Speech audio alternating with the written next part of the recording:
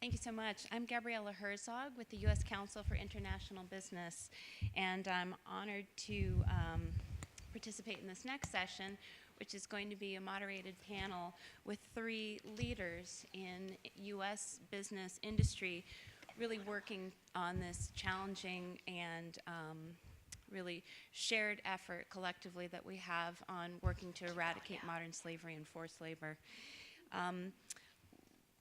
This is a difficult topic. I mean, we've heard some of the statistics, and it can be an uncomfortable topic, but it's an important one that we all engage on meaningfully and together. The International Labor Organization, where USCIB serves as the U.S. business representative, has estimated that worldwide modern slavery involves over 40 million victims, in particular women and girls. Forced labor is an element of it, and these practices around the world really do intersect with company operations.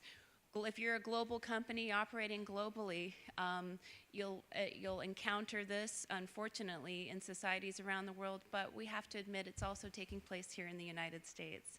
So I'm really looking forward as we get into this section of today's agenda focusing on doers and action to hear some of the leadership examples that we have here. So I'm honored to introduce, I'll go through their titles, and then one by one we'll take the opportunity to hear some of their corporate examples. We have with us Mimi Braniff, who is the Managing Director of Government Affairs at Delta Airlines. Ryan Burns, a manager of Federal Government Affairs with Walmart Corporation. And also Anessa, or Ness, is that okay if we call you Yes. Ness? Perfect. Ness Parker. She's a senior manager with Deloitte Consulting. So what's really fascinating about this panel is if you think about the size and scale of these companies, Delta, I think we'll hear, but I think over 300 destinations, 52 countries, 15,000 flights taking place daily. But then Deloitte, one of the world's largest professional services company with, tell me if I'm wrong, 286,000 professionals within the network. Amazing in terms of impact not only with their client base, but think about the power, and I guess we'll learn how you're harnessing the power of that employee network. And then of course Walmart, what can we say, one of the world's largest retailers, and a number of very impactful projects that they're involved in this shared fight. So I think what would be helpful for those in the room is to hear from each of you in turn, how did you get started? Why are your companies involved on this issue? How did you get started, and how are you focusing? Could we start with Mimi? Great, thanks. It's a pleasure to be here, and I look forward to the discussion and learning from my fellow panelists about their best practices to see if it's something we can incorporate into our business as well. But this has been a core issue for Delta Airlines really since 2011. And it's generated interest from our C-suite and really has just trickled down through our company. We were one of the first airlines to adopt the Blue Lightning program. We actually worked with DHS to develop their training when they rolled that out in 2013. And then as a company, we kind of took it to another level in 2016 when we created our own anti-trafficking steering committee. And it's a cross-divisional steering committee. I'm happy to sit on that committee to represent government affairs. But we also have our media folks, our tech op folks, our pilots. And so really what this group does, this group of about 10 folks, is it provides us different insights on how not only we can reach employees, how we can reach our customers. So it is a federal mandate to train your frontline employees. We're happy to report that we have 54,000 employees at Delta who've been trained in anti-trafficking measures, but we have 80,000 employees, and our goal is the 80,000. So one of the things we did is we partnered with Polaris to create a new trafficking awareness training program. which we rolled out this year. So really, our goal is to focus in 3 areas. And those 3 buckets are 1, our employees, 2, partnerships, and then 3, our customers. But focusing on our employees, I mentioned the steering committee. Out of that steering committee, we've created ambassadors. And so these human trafficking ambassadors are really our educators, and we send them out to our airports that help not only notify folks about the training that they can take through either Blue Lightning. There's also other options of just knowing what the Polaris number is and reporting information that they feel is just not right, kind of in the see something, say something vein. On the partnership level, I mentioned we've partnered with Polaris, who runs the national hotline. So not only do we partner with them in a monetary level, I did mention the training, but we also partner with government entities as well. And then lastly, on kind of the customer avenue, one of the programs that we launched in 2016 that we're very proud of is the Sky Wish program. And that allows our customers to donate their Sky Miles to Polaris, which then Delta will match on a mile-by-mile basis. And that allows them to purchase tickets via miles to get these victims out of harm's way. And then really for this month, what we're very proud of, and I know our CEO's letter, I believe, is on the table, is we took our awareness campaign to another level this year that we're really proud of. The letter our CEO wrote, which is on the table, is included in our Sky magazine this month, which is in every single plane that we have flying.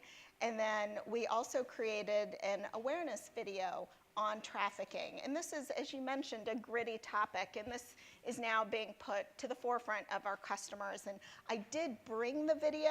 We haven't practiced this, so I don't know if they could run it, but if they could, that would be great. I just saw a thumbs up. Awesome. Huh?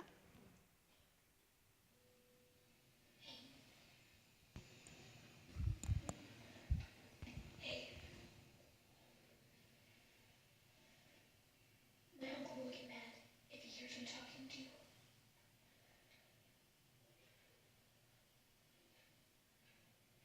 He's not really my uncle. That's just what he told me to say. He says I'm worth a lot, but he still won't buy me any clothes that fit. Or any clothes, really. All I have is what I'm wearing.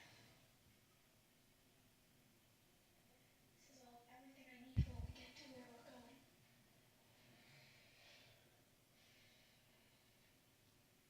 I just hope that wherever we're going is better than where I was. We had to work all the time. We never got to eat or sleep. It was worse for the girls.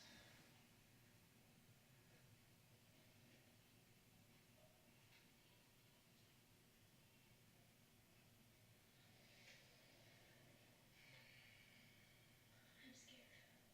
I don't know what's gonna happen or how to get out. I can't say anything. I need you to do it for me.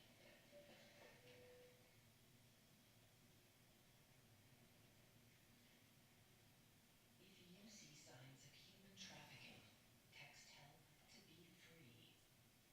It's not just a message, it's an opportunity to save a life. At Delta, we've trained over 56,000 of our employees to recognize the signs of human trafficking. But we need your help.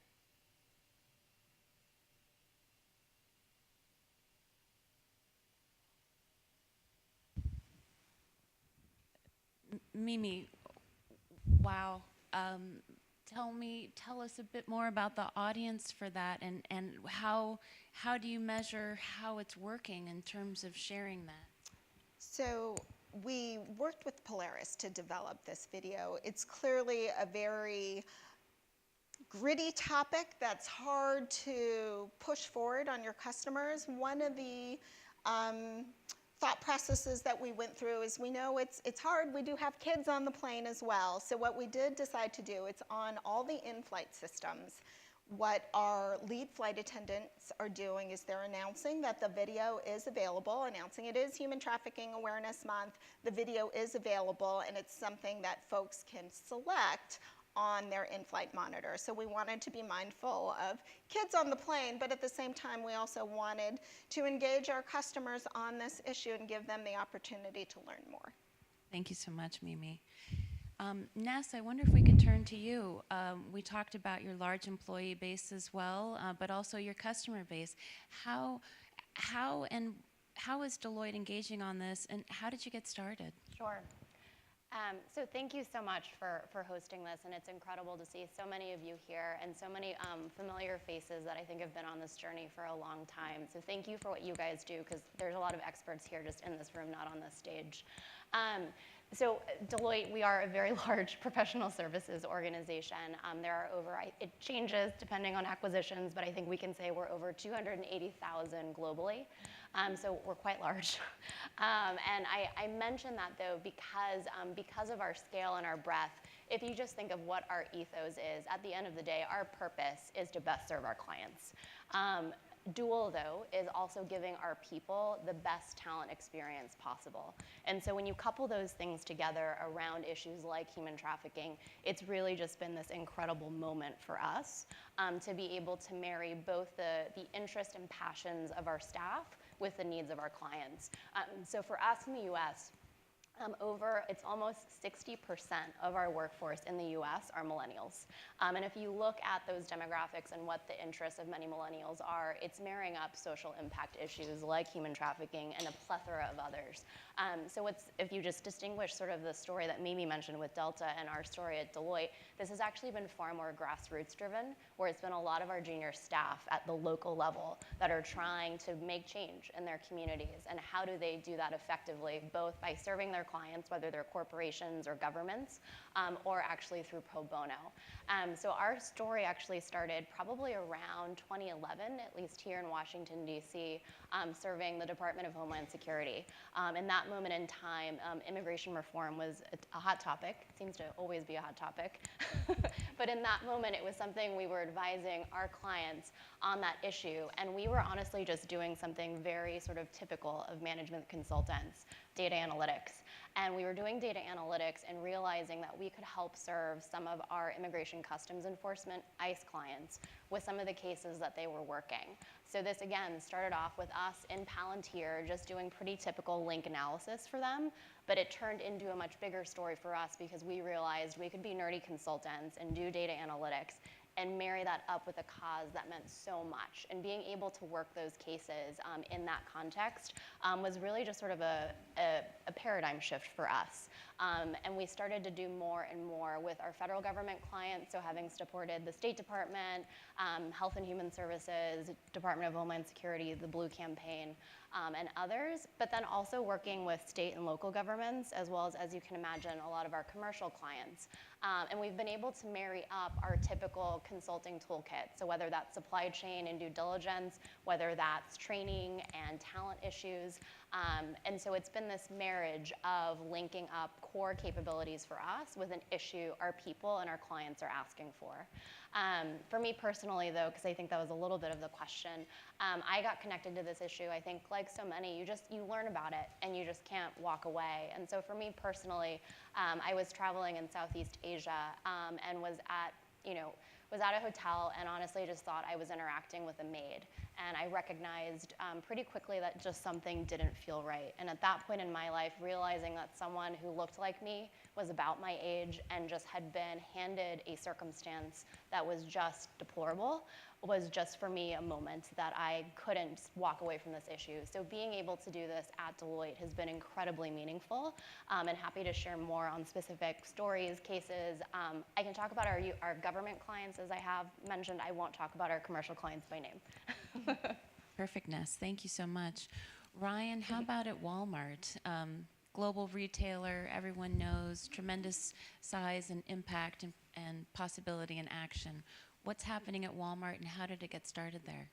Yeah. I hope everybody's heard of Walmart before. If you haven't, let's talk afterwards and we can introduce you to I think it's the greatest retailer in the world. So thanks again, Gabriella, for hosting this panel. Thanks for the Chamber hosting this event this morning. First off, can we just admit, really heavy topic, forced labor and human trafficking. I remember, and I thank you for diving into the personal side, because I was thinking, how did I get involved in this? And I was in high school years and years ago at a tiny school in the South. So I was sitting in our gymnasium for kind of, we had a representative from Love 146 come to our school. Has anybody heard of Love 146 before, the organization? Is anybody from Love 146? Because that would have been kind of neat. I would say thank you for changing my life. But the representative came in and talked about human slavery, trafficking, forced labor for the first time. And as a high schooler, I just remember first being shocked. What are you talking about? This is something I read about in a textbook, not something that I've touched in my own life. And it changed me. So not only was I shocked, though, I was also inspired, because there were folks like Love 146 and A21 and International Justice Mission and Human Trafficking Institute and on and on and on that are actually doing work in this space and making a huge difference. So that sort of set a fire in me to be a part of it. And now I'm excited to work for a corporation that is involved, and I would even say is not afraid to be involved in this topic, which is something special about Walmart. So some of you might know Walmart well. Others of you might be thinking right now, why in the world is Walmart talking about forced labor and human trafficking? What are they doing in that space? It doesn't make any sense. They just run big stores across the country and across the world. So first and foremost, we are a global company. We're in 27 countries worldwide. We employ about 2.4 million people across the world and have interactions with about 100,000 suppliers across the world. So when we talk about scale, along with Deloitte and so many others, we're talking massive scale of supply chains in particular. So how do you look at those supply chains? How do you interact in those from a responsible sourcing perspective? So in 1962, our company started. We grew into this behemoth we call Walmart now and are all over the place. And a moment, I would say, happened in 2005. Our CEO, Doug McMillan, likes to talk about this moment when Hurricane Katrina came through. We were running great stores. We were spreading across the world. We were doing good business. And for probably the first time, our company stepped back. And when Hurricane Katrina tore through New Orleans, we realized we had the opportunity to do good in the world above and beyond our core business. And there's an iconic image that Doug has hanging in his office, which is a line of trucks. If you haven't seen it, Google it at some point. But it's a line of trucks waiting to go into New Orleans.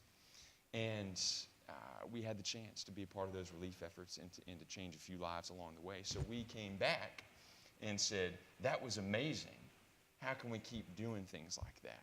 And so we took on this initiative we call Global Responsibility, which has 3 tiers: sustainability, opportunity, and community. And a big part of that opportunity and community initiative for us is in the forced labor and human trafficking space.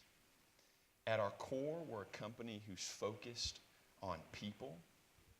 And what gets me excited is following 2005, starting that Global Responsibility initiative in those 3 places, we came to believe 2 things pretty fiercely as a company, and it changed us. The first is that every single human being on the face of the planet has inherent value and dignity. Doesn't matter where you were born, doesn't matter where you work, doesn't matter what color your skin is, you have inherent value and dignity. And I see a couple of heads nodding, so we're not in church, but if you want to say amen, I'd be okay with that. And the second part of that is that as a company, we realized we have a responsibility and opportunity to promote and defend that dignity and value in a whole bunch of cool ways. So if you leave with nothing else this morning from what Walmart does, remember that Walmart believes in the dignity of people. Walmart believes in the inherent value of people. And so often, as this room knows, probably more than anybody else in DC this morning, that value and dignity is taken advantage of on a daily basis all over the place in horrific ways. So a couple of just concrete things that we're doing on this front, and forgive me for my notes, I get carried away sometimes, so I just kind of try to stay put on where I'm going before I get too excited. First is responsible recruitment, our initiative on responsible recruitment. We're involved in a couple of really neat groups of organizations and government officials, the first of which is the Leadership Group for Responsible Recruiting, We're a core member of this group, which brings together a number of stakeholders to deliver pilots with various partners like International Organization for Migration and the Responsible Business Alliance. And these pilots are aimed at transforming the way that foreign workers are recruited into our supply chains. So, big group of folks looking at the problem all across supply chains, saying, what can we do? And so we focus on training. We focus on initiatives to teach. How do you responsibly recruit? If you have folks who aren't doing that, how do you get out of that system and change your practices as a business? Second is we're involved in a group called the Consumer Goods Forum, which brings together over 400 retailers and manufacturers and service providers in that industry to create positive change. It's aligned around 3 key principles that we helped form as a part of that forum. The first is we believe every worker should have the freedom to move around and that you shouldn't be stuck in a particular place or job if you don't want to. The second is that no worker should have to pay for a job. Pay to get the job, not be paid for the job. No worker should have to pay to get the job. And third, that no worker should be indebted or coerced to work at any point in their career or in any place at any time. And so around those principles, we continue to foster global cooperation through the CGF on those areas in that consumer goods industry. Second, we're really involved in responsible sourcing, and we have a couple of major changes that we pushed out over the past couple of years with our suppliers. We first updated our standards for our suppliers. Like I said, 100,000 of them across the world. You can only imagine how big of a network that is to keep track of what's going on. We realize responsible sourcing is a major, major concern for a lot of Americans, but also a lot of folks around the world who shop in our stores. So we updated those standards, and we have clarified expectations for our suppliers for responsible recruitment, for eliminating forced labor and human trafficking in their businesses, and providing safe working conditions across the world. So I'll wrap it up there for now. I've talked a lot, but those are just a couple of the neat, concrete things we're doing at Walmart based out of this value. And we look at people. We look at statistics, and in those statistics we see stories. And in those stories we see faces. And in each of those faces we see value and dignity that we want to promote and defend in any way, shape, and form that we can as a company. And we're pretty serious about it, and we don't plan on going anywhere else soon. Fantastic. Thank you, Ryan. Mimi, Ness, and Ryan, today's focus has been largely on partnerships. In your own ways, you've talked about different entities like Polaris, or at the state and local government level, on an industry base with things like the Consumer Goods Forum. What lessons are you learning or taking away from how partnerships, when they work well, or what things are you hoping to see going forward as inside your companies you take this work forward, but especially with that partnership lens? It's so fantastic and it's so critical that we have large global companies such as yours operating. How do we spread the wealth? How do we get more companies on the team? And is that something that you all think about within your own industries as you look towards the future of what you're going to be doing on this fight? I'm happy to jump in right there. We value our partnerships. We view this as a multiplier effect in terms of getting the issues of awareness out there, as well as training and having people just learn about the issue, which we think is important. One of the areas that our CEO has taken a leadership role in terms of getting other companies involved in, if you think of Atlanta, there's a couple of other Fortune 500 companies that are headquartered in Atlanta, and so this year he convened a meeting with the CEOs of Chick-fil-A, Aflac, Coke, and a couple others where they talked about this issue to get them more involved. So we have that engagement level at the CEO with other companies. But the other aspect of this that we're really proud of is our employees. When we did our first kickoff event where we thought maybe 400 employees would come, we had 700 employees show up. And at this event, we also invited local nonprofit groups into the area where there are volunteer opportunities for them.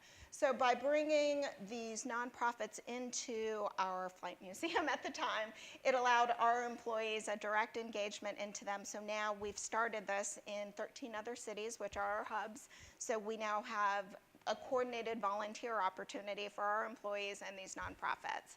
So partnerships are important to us.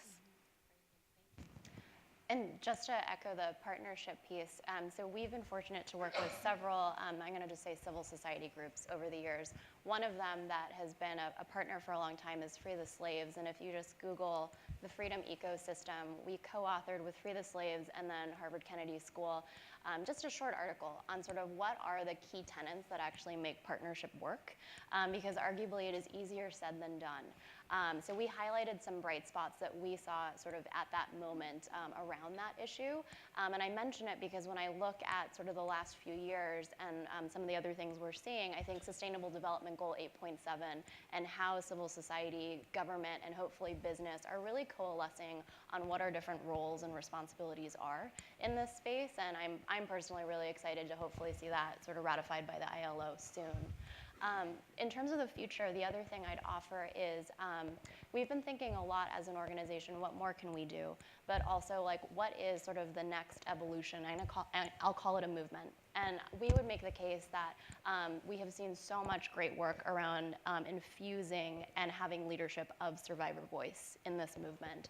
And so we did a project with Polaris a few months ago actually talking about, like, what are the research standards that are needed to actually start codifying and amplifying the voice of survivors and also the lessons learned over the years. And one of them that I think really spoke to us is, I'm going to just say, how do you think about the future of work and populations like survivors of trafficking or like people that have been refugees or people that have been formerly incarcerated?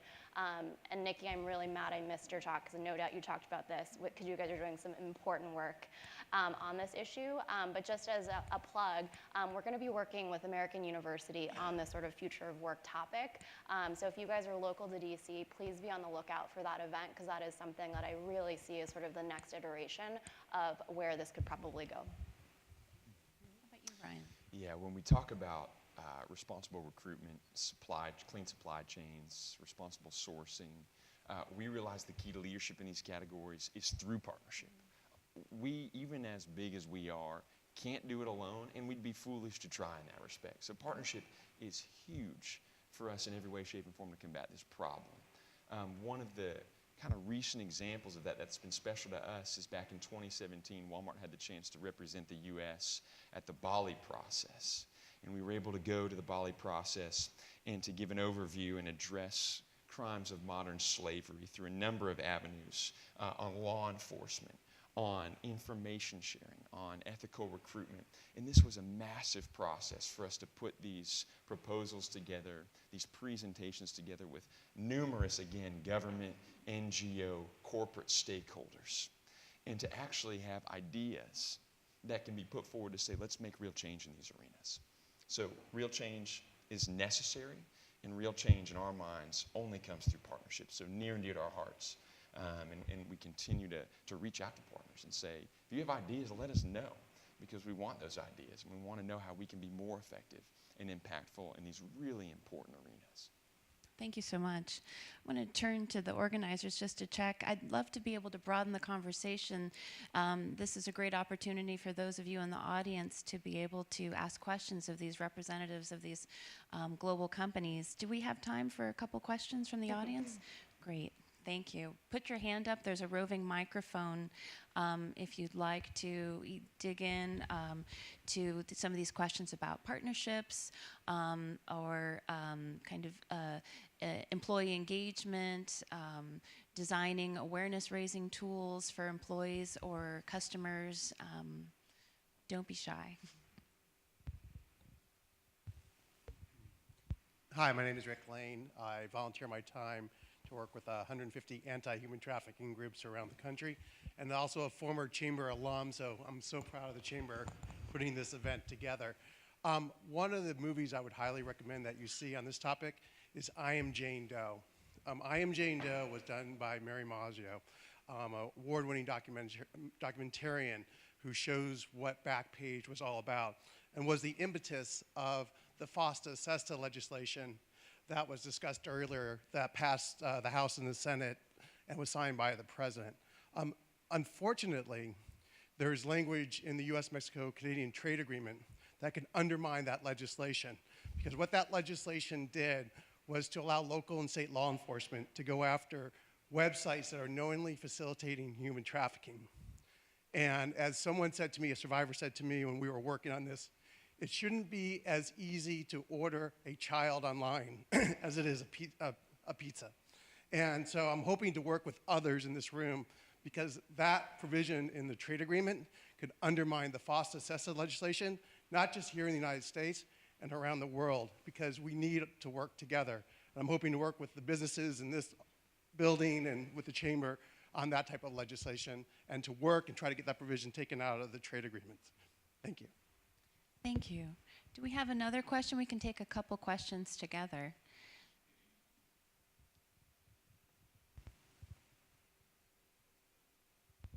Thank you for all your presentations. Again, Kevin Wilkins from the Department of Labor. I just had a question. As I'm hearing what you're talking about and thinking about where you work around the world, and I would be interested in knowing how you're partnering with smaller companies on the ground. Since, as you mentioned, with the efforts that Walmart's making, what Delta's doing, how do you work with your local partners to educate them about the issue, and also to encourage them and give them tools that can help them to be a part of this effort? Just scan the room if we have another. And then if not, I mean, we had one question about a specific piece of important legislation. I'd like to expand that more broadly to just working with governments and the role of governments in fighting this issue. We heard some powerful statistics earlier from DOL about the arguably dire challenges we have in terms of the ability of governments around the world to effectively enforce laws regarding modern slavery or forced labor domestically.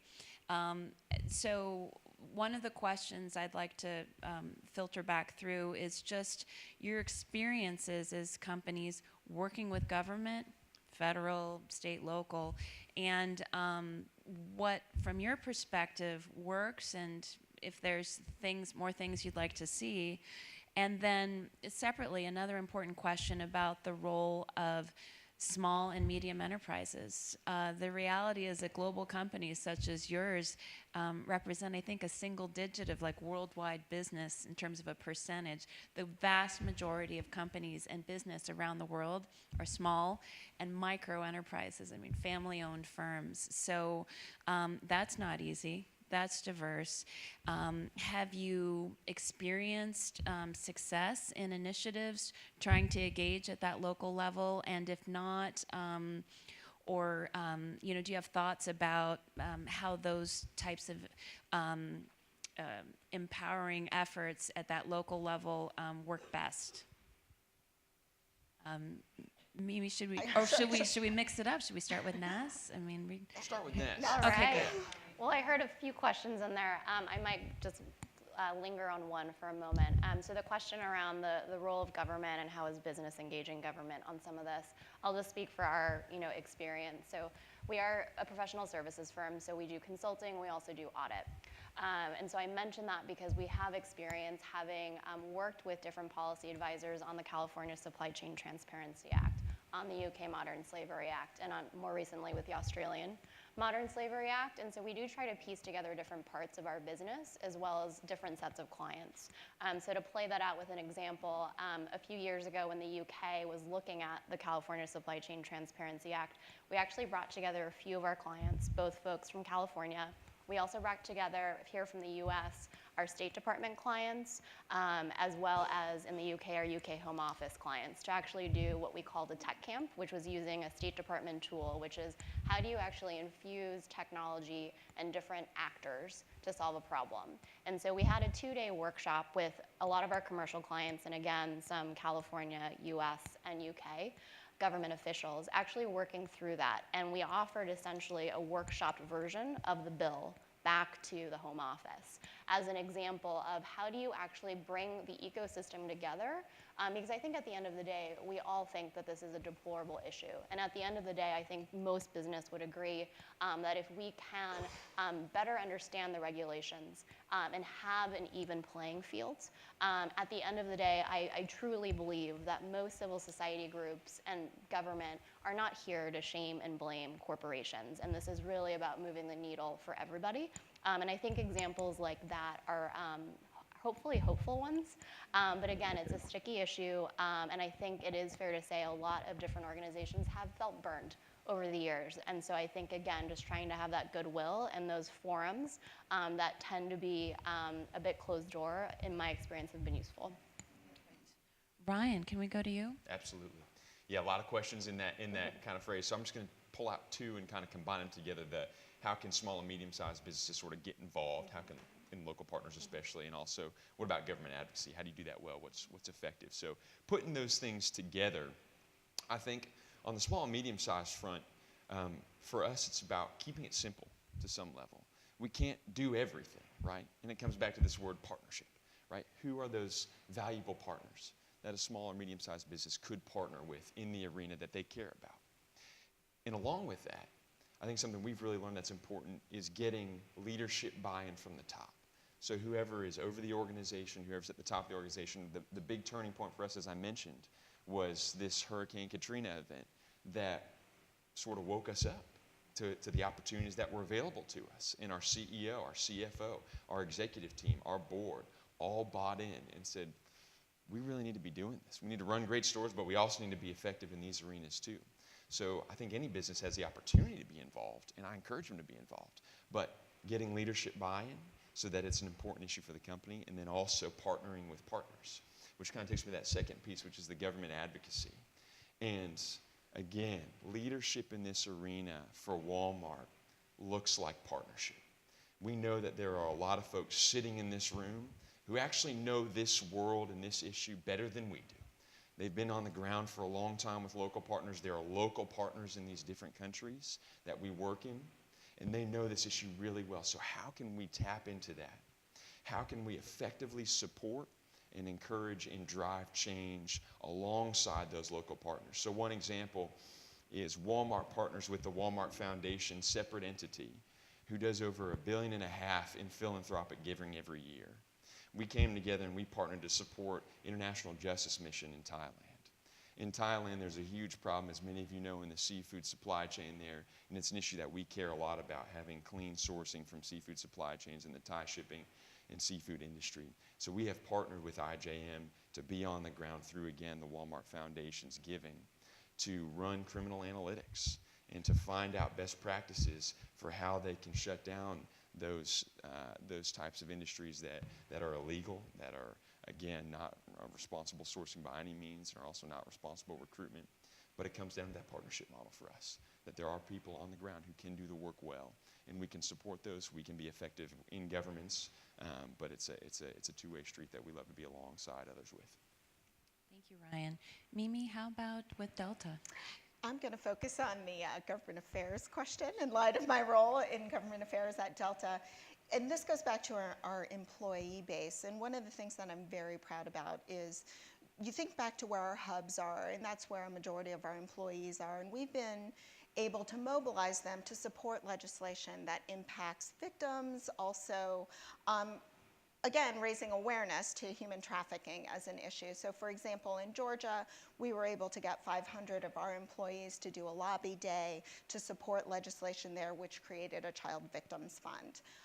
Last year, here on the federal level, we worked with Fair Girls, with Polaris, with other groups to help move VAWA legislation through. So on the federal level, we view our role as more of a support role, as well as on the state level.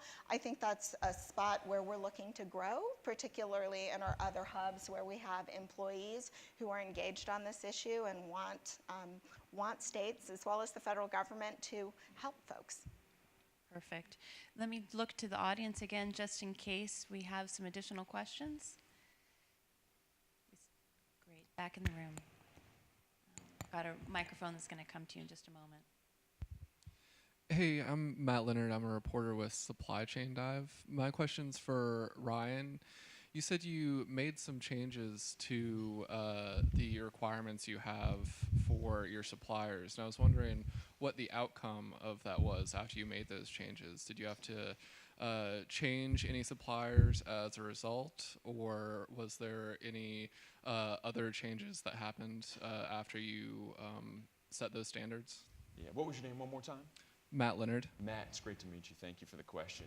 Really important question, right? Because how do you measure effectiveness of changes is really important. So in that front, I want to point to training and partnership once again with our suppliers. So we touch a lot of suppliers across the world, and we have high standards for how those folks interact with us. But a big piece of that comes through training as well. So just kind of, again, a concrete example of what we're doing with those suppliers is we launched our Responsible Sourcing Academy training portal. It's a lot to get out, but it's a portal where these suppliers can come to and get educated, again, on these issues to be effective. So how do we meet those standards? Well, we not only want to just hold them to those standards, we want to help them get there. And that's one of the kind of concrete ways we're doing that. Perfect, thank you. I think at this point, I'd just like to thank all of you and thank this panel. These are just very powerful examples of what these individual companies, Delta, Walmart, and Deloitte, are doing. And I think it serves as an inspiration for all of us in terms of what harnessing the passion and commitment and energy of employees. First and foremost, looking at influence through partnerships and business relationships via supply chains, also seeking out partners, and then working to engage customers and communities as well. All critical elements and great examples. Thank you for your commitment of your companies and your time on this. Thank you to the Chamber for bringing this together, and we look forward to engaging with all of you going forward on these issues. Thank you again.